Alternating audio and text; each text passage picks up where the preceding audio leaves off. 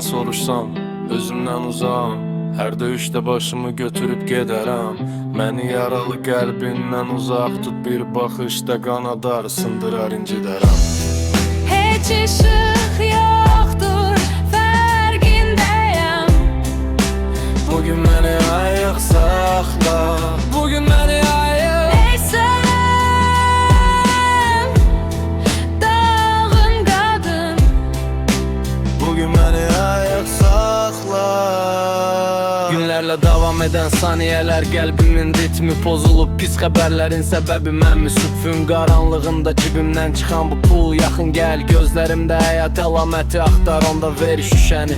Dünyadan daha sürətli döndüm, planetlər səni qusar. Əlimdə heç olmayan səbəblər var, geri çəkil. Bax, film çəkilirmiş kimi, bax, sancağım çəkilib mənim. Heç ışık yoktur, farkındayım. Bugün məni ayıq saxla.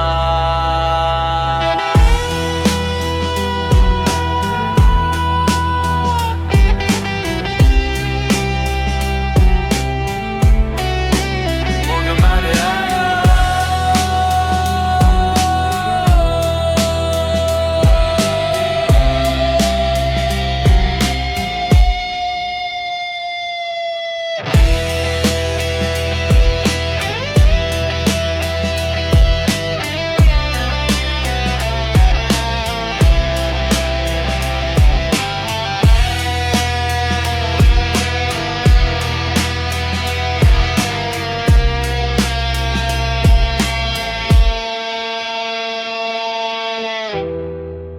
Ağappaq bir sayfa,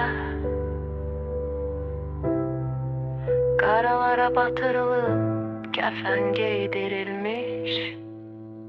Bugün məni ayıq